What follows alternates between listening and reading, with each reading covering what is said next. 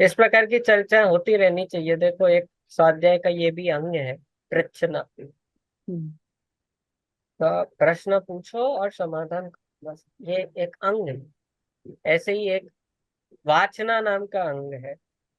Reading group चलाना चाहिए, जिसमें कोई हम्म। कुछ समझाएगा नहीं, बस सब मिलके ग्रंथ सामने है स्क्रीन पे, और एक व्यक्ति रीड कर रहा है। 5 मिनट 10 मिनट लास्ट में आप क्वेश्चंस के लिए रख दो कि इसका अर्थ क्या है, इसका अर्थ क्या है। और एक रीडिंग, हमारे तो चलते हैं रीडिंग ग्रुप, अच्छा। हमारे भी चलते हैं। हम ग्रंथ को हाँ। पढ़ते हैं, और जो नहीं हाँ। समझ में आता उसको पूछ लेते हैं, डिस्कस करते हैं। उसमें ट्रांसलेशन भी होता है, रीडिंग भी होता है कई बार। बहुत कुछ होता है। अब क्योंकि संस्कृत प्राकृत के ग्रंथ होते हैं तो ट्रांसलेशन ऑब्वियस हो जाता है, क्योंकि डिस्कशंस इंग्लिश में होते हैं। हम्म। पर स्कॉलर्स के बीच में भी रीडिंग ग्रुप्स होते हैं, बहुत सारे होते हैं। वीकली रीडिंग ग्रुप्स जैसे अलग अलग सब्जेक्ट्स पे ऐसे चलते हैं। तो आपको अकेले नहीं पढ़े जाते ये ग्रंथ, जो जो मैंने इतने सारे बता दिए।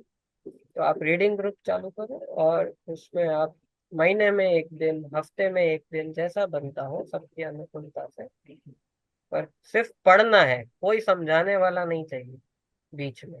हम्म। जो लिखा है वो आप पढ़िए, और जो नहीं समझ में आए वो आप पूछ लो, चर्चा कर लो उस पे, वो लास्ट में। या थोड़ा बहुत बीच में करने, वो मॉडरेशन चाहिए एक किसी का, कोई लीड करे सेशन को। पर अ, ऐसे अलग अलग अंग हैं ये स्वाध्याय के।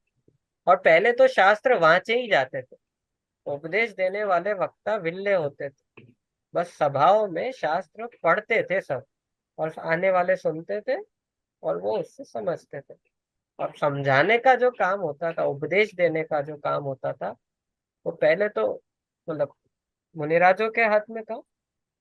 पर जब गृहस्थ विद्वानों के द्वारा भी इसको संभालने का काम शुरू हुआ, क्योंकि बीच में 300 400 साल मुनि नहीं थे, तो इन सभी गृहस्थ विद्वानों ने काम किया। इनने इसलिए किया क्योंकि मुनि नहीं थे। इसके पहले भी गृहस्थ विद्वान थे, पर उनको काम करने की जरूरत नहीं थी, क्योंकि मुनिराज संभाल रहे थे तब उपदेश का कार्य। तो एक रीडिंग ग्रुप भी सोचा जा सकता है, देखो कुछ हो जाए। पर ये सर। अच्छा फॉर्मेट है। आप हम्म। तो करते रहिए चर्चा, और लोग जुड़े तो अच्छा है।